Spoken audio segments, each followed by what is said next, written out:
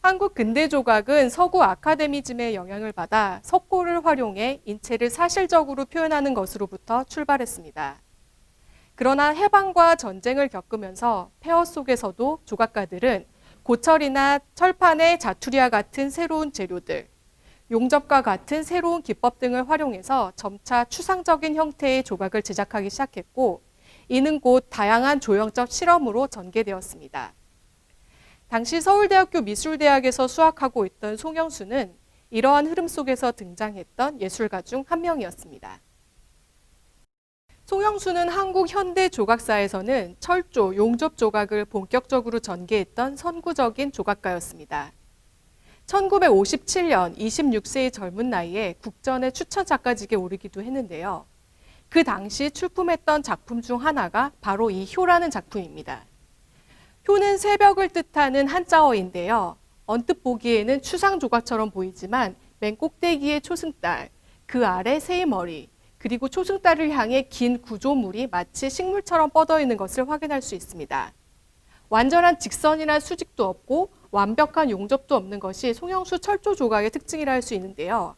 그러한 이유 때문에 차가운 쇠붙이라는 재료적 속성에도 불구하고 그의 작품에서는 따뜻한 인간미와 유연성, 포용성 등이 느껴집니다. 두 번째 만나보실 작품은 전상범의 새 삐입니다.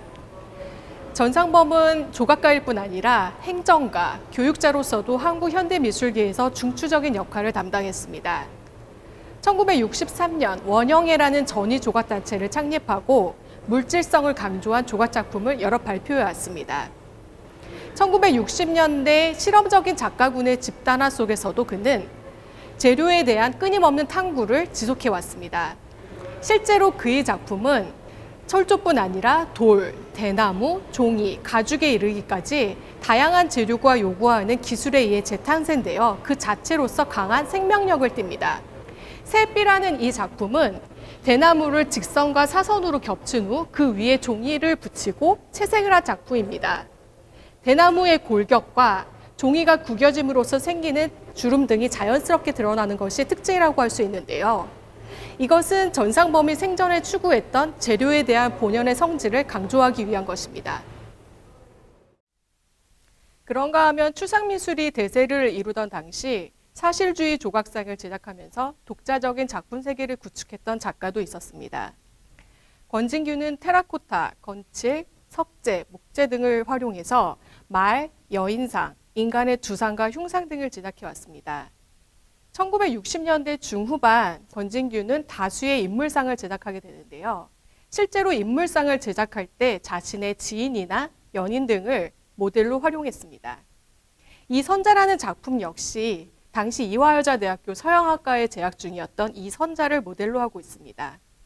평소 불교 조각에 관심을 가졌던 권진규는 이 작품에서 화강암을 재료로 선택하게 되는데요. 화강암을 쪼아가는 과정에서 전통 조각의 질감을 추구하고 있음을 확인할 수 있습니다. 다른 작품과 마찬가지로 불필요한 장식을 생략하고 작가와 대상 간의 정신적 합의를 추구함으로써 긴장감과 엄숙한 분위기를 자아냅니다.